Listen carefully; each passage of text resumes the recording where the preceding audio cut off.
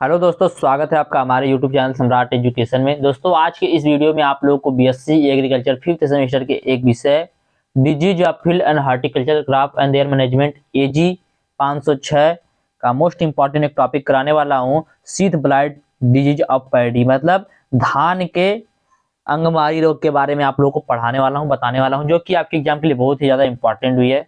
तो बहुत ही अच्छे से आप लोगों को समझ में आएगा जो भी मैं बताऊंगा। तो आप लोगों को यदि इसका पीडीएफ चाहिए तो डिस्क्रिप्शन में व्हाट्सएप ग्रुप का लिंक, व्हाट्सएप नंबर दिया गया है, मैसेज करके आप लोग इसका पीडीएफ ले सकते हैं। तो चलिए स्टार्ट करते हैं बिना देरी किए हुए। तो sheath blight disease of paddy, इसको धान का पड़छद सड़िता या अंगमारी रोग भी कहा जाता है। ठीक है, इसको पड़छदु झुलसा रोग के नाम से भी जाना जाता है। ठीक है, लेकिन इंग्लिश में इसे क्या बोलते हैं? शीथ ब्लाइट बोलते हैं। क्या बोलते हैं? Sheath blight. तो यह था धान का अंगमारी रोग के बारे में कि इसको क्या क्या नाम से जाना जाता है। ठीक है, तो हिंदी में चाहे जो भी दे, इंग्लिश में शीथ ब्लाइट आप लोग याद रखिएगा। ठीक है, चलिए चलिए देखते हैं।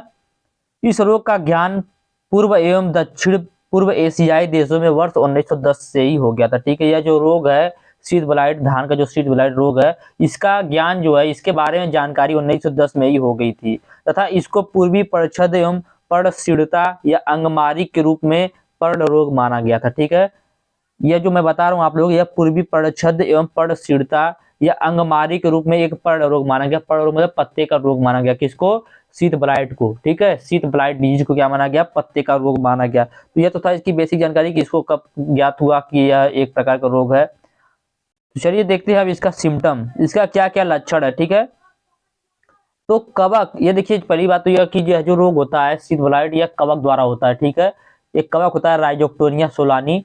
राइजोक्टोनिया सोलानी जो कि मैं आप लोगों को यूट्यूब में दिखाऊंगा। ठीक है, राइजोक्टोनिया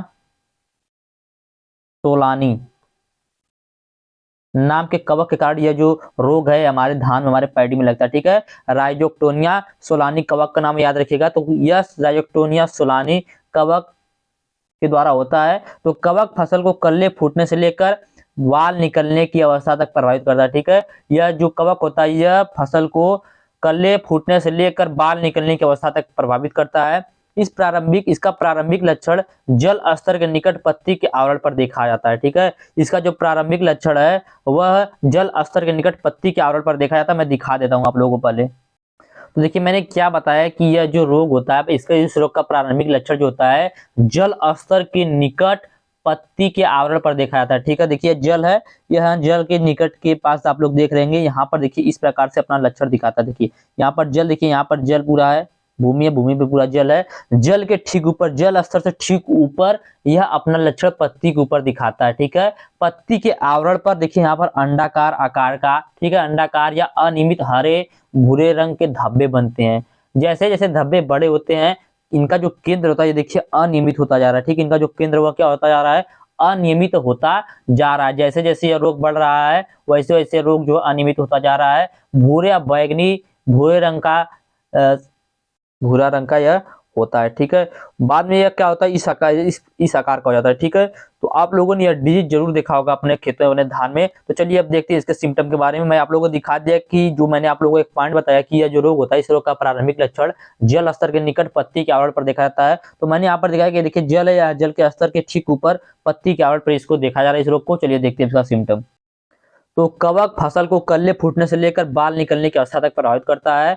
इसका प्रारंभिक लक्षण जल स्तर के निकट पत्ती के आवरण पर देखा जाता है। पत्ती के आवरण पर अंडाकार या अनियमित हरे भूरे धब्बे बनते हैं। ठीक है, जैसा कि मैंने आप लोगों को दिखाया कि पत्ती का आवरण जो उस पर अंडाकार या अनियमित हरे भूरे धब्बे बनते हैं।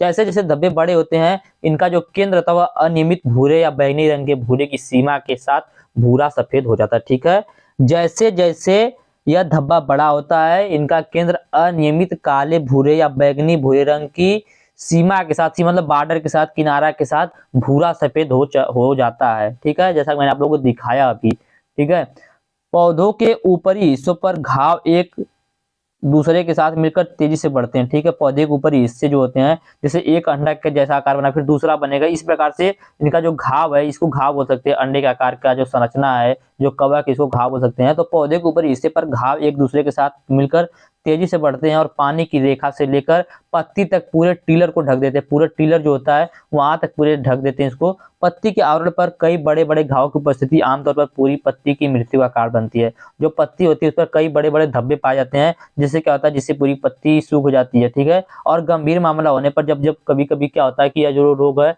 गंभीर हो जाता है, तो उस समय क्या होता है, इसमें पत्ती झुलस जाती है और संक्रमित आंतरिक आवरण तक फैलने से, इनका जो संक्रमण होता है वो आंतरिक आवरण तक फैलने से जो पौधा होता है वह क्या होता है, मर जाता है, पौधा सूख जाता है, ठीक है। तो यह था इसका सिम्टम जो कि मैंने आप लोगों को दिखाया। मैंने डिजीज कैसा होता है उसको भी मैंने आप लोगों को दिखाया, ठीक है। अभी फिर से दिखा दूंगा आप लोगों को। इसका इटियोलॉजी देख लीजिए आप लोग कि किसके कारण यह रोग होता है, तो राइजोक्टोनिया सोलानी नाम के कवक के कारण यह जो रोग है वह होता है, ठीक है। राइजोक्टोनिया सोलानी याद रखिएगा, राइजोक्टोनिया सोलानी नाम के कवक के कारण सीड ब्लाइट डिजीज होता है। कहाँ पर, पैडी में, राइजोक्टोनिया सोलानी, ठीक। इसका डिजीज साइकिल देखेंगे। डिजीज साइकिल उम्मीद करते हैं आप लोगों को बहुत ही अच्छी समझ में आएगा, ठीक है। पहले यहाँ पे क्या लिखा है इसको समझ लीजिए, उसके बाद मैं आप लोगों को थोड़ा सा और इसके बारे में डिटेल में बताऊंगा, डिजीज साइकिल कैसा है इसको दिखाऊंगा, ठीक है। तो रोगजनक सूखी मिट्टी में स्केलेरिया या माइसेलियम के रूप में लगभग 20 महीने तक जीवित रह सकता है, ठीक है। रोगजनक जो होता है वह सूखी मिट्टी होती है, उसमें स्केलेरिया या माइसेलियम के रूप में, देखिए कवक के रूप में नहीं रहता है, स्केलेरिया या माइसेलियम के रूप में लगभग 20 महीने तक जीवित रह सकता है, लेकिन नम मिट्टी में 8 महीने तक जीवित रह सकता है। स्क्लेरेसिया सिंचाई के पानी से फैलता है, या जो स्क्लेरेसिया होता है सिंचाई के पानी से फैलता है, उसके बाद स्क्लेरेसिया से निकलकर कवक के रूप में पौधे को प्रभावित करता है। इसका मैं पहले डिजीज साइकिल आप लोगों को दिखाऊंगा, ठीक है। तो यह है डिजीज साइकिल। यहाँ पर आप लोग देखिएगा, आप लोग डिजीज साइकिल दिख रहा होगा, रोग चक्र इसको बोला जाता है, ठीक है। तो यहाँ से देखिए आप लोग, पहला स्टेप है, दूसरा स्टेप, तीसरा स्टेप, चौथा स्टेप और पांचवा स्टेप। इस पांचों स्टेप को आप लोग देखिएगा, अभी अच्छे से आप लोग को समझ में आ जाएगा, ठीक है। तो यहाँ पर देखिए क्या है, sclerotia develop on lesions and drop to the soil, ठीक है। जैसे ही जो हमारा पुराना फसल है, ठीक है, उसमें यदि रोग लगा है, उस रोग से क्या होता है, ग्रसित पौधा होता है, उसमें से कवक जो होता है उसमें से मिट्टी में गिर जाता है, ठीक है। कहाँ पे जाता है, मिट्टी में गिर जाता है, ठीक है। जब पौधा पूरी तरह से नष्ट हो जाता है, जब फसल कट कुट के वहां खेत में से निकल जाती है, तो ये जो कवक होता है वह स्क्लेरेसिया के रूप में खेत में नीचे गिर जाता है, घाव के रूप में, ठीक है। उसके बाद क्या होता है, the fungus survive in sclerotia in the soil. जो फंगस होता है, जो कवक होता है, वह भूमि में स्क्लेरेसिया के माध्यम से सर्वाइव करता है। किस टाइम, तो भूमि की तैयारी करते समय कवक जो होता है स्क्लेरेसिया में पानी की सतह पर तैरता हुआ जीवित रहता है। यहाँ पर देखिए पूरा क्या लिखा गया है कि the fungus survive in sclerotia the soil, the sclerotia float to the water surface during land preparation, ठीक है। मतलब कि जब हम भूमि की तैयारी करते हैं उस समय कवक स्क्लेरेसिया में पानी की सतह पर तैरता हुआ जीवित रहता है। जो कवक होता है स्क्लेरेसिया के रूप में पानी की सतह पर तैरता हुआ जीवित रहता है। उसके बाद the sclerotia germinate the fungus penetrate the plant, ठीक है। देखिए स्क्लेरेसिया जो होता है वह जर्मिनेट करता है, ठीक है। क्या करता है, जर्मिनेट करता है, जर्मिनेशन होता है, ठीक है। स्क्लेरेसिया अंकुरित होता है और कवक जो होता है पौधे में प्रवेश करता है। पेनिट्रेशन का मतलब होता है निवेश या प्रवेश, ठीक है। पेनिट्रेशन का मतलब क्या होता है, निवेश या प्रवेश। जब स्क्लेरेसिया से जो कवक होता है वह अंकुरित होता है, निकलता है, उसके बाद कहाँ पर जाता है, संक्रमित करता है या निवेश करता है, किसमें, पौधे में, किसके, धान के पौधे में क्या करता है, निवेश करता है या धान के पौधे को संक्रमित करता है, ठीक है। तो स्क्लेरेसिया अंकुरित होता है और पौधे में प्रवेश करता है। उसके बाद कवक जो होता है पौधे में ही अपना वृद्धि और विकास करता है, ठीक है। The fungus grow on the plant. उसके बाद देखिए कवक जो होता है पौधे में अपना वृद्धि और विकास करता है। इसके बाद आखिरी स्टेप क्या है कि the disease spread side way and move of the plant. जो कवक होता है यह रोग पर फैलता है, ठीक है। पहले नीचे होता है, नीचे से फिर ऊपर फैलता फैलता चला जाता है। तो यह था इसका पूरा डिजीज साइकिल। मैंने डिजीज साइकिल क्या हुआ अभी समझिएगा, एक पॉइंट में फिर से बता देता हूँ। स्क्लेरेसिया जो होता है पुराने ग्रसित पौधे से खेतों की मिट्टी में गिर जाता है। भूमि की तैयारी करते समय यह कवक स्क्लेरेसिया पानी की सतह पर तैरता हुआ जीवित रहता है। स्क्लेरेसिया अंकुरित होता है और पौधे में प्रवेश करता है। स्क्लेरेसिया जो होता है वह अंकुरित होता है, उसमें संकुरित होने के बाद कवक जो होता है पौधे में प्रवेश करता है। कवक जो होता है पौधे में वृद्धि करता है और वृद्धि करते हुए नीचे से ऊपर की तरफ फैलता है, जिससे हमारा पौधा जो है सूख जाता है। तो यही था इसका डिजीज साइकिल, ठीक है। उम्मीद करते हैं डिजीज साइकिल आपको अच्छे समझ में आया होगा। चलिए चलते देखते हैं इसका मैनेजमेंट। मैनेजमेंट मतलब बोल सकते हैं इसको प्रबंध, ठीक है। क्या बोल सकते हैं, प्रबंध। जैसे कि कोई, जैसे यह इसका सीड ब्लाइट डिजीज लग गया हमारे धान में, तो उससे कैसे हम लोग बच सकते हैं, या हम लोग क्या करें कि हमारे खेत में हमारी फसल में शीत ब्लाइट डिजीज नहीं लगी। तो इन सभी बातों को जो हम लोग जानकारी लेते हैं उसको बोलते हैं प्रबंध। ठीक है, तो धान की खेतों के आसपास उपस्थित खरपतवारों को नष्ट कर देना चाहिए। देखिए मैंने इस सब्जेक्ट में कुछ पॉइंट ऐसे बताए जो आपको सभी में यूज करने हैं। आप लोग पिछला वीडियो देखेंगे तो उसमें आपको समझ में आएगा, तो इसलिए मैं यहाँ पे वो सब पॉइंट नहीं बताऊंगा, मैं सिर्फ आपको पॉइंट डायरेक्ट बताता चला जा रहा हूँ। ठीक है, तो धान के खेत के आसपास उपस्थित खरपतवारों को नष्ट कर देना चाहिए। जो भी खरपतवार धान के खेत के आसपास हैं उनको नष्ट कर देना चाहिए, क्योंकि यह जो कवक है उन पौधों को होस्ट प्लांट के रूप में उनके ऊपर अपना जीवन यापन कर सकता है। ठीक है, तो क्या करना चाहिए, जो भी फसल है, जो भी हमारा खेत है, खेत के आसपास के जो खरपतवार उनको नष्ट कर देना चाहिए। खेत में यदि पुराने फसल कोई भी अवशेष गिरे हैं तो उनको नष्ट कर देना चाहिए। ठीक है, और जिस खेत में धान की बुआई हो उसमें कुछ साल का अंतराल देने के बाद ही धान की बुआई करना चाहिए। ठीक है, मतलब लगातार नहीं बोना चाहिए। तो धान के खेतों के आसपास उपस्थित खरपतवार को नष्ट करना चाहिए। संतुलित मात्रा में उर्वरकों का उपयोग करना चाहिए। ठीक है, उर्वरक जो उनकी भी संतुलित मात्रा में उपयोग करना चाहिए। गहरी जुताई करनी चाहिए। ठीक है, गहरी जुताई करनी चाहिए।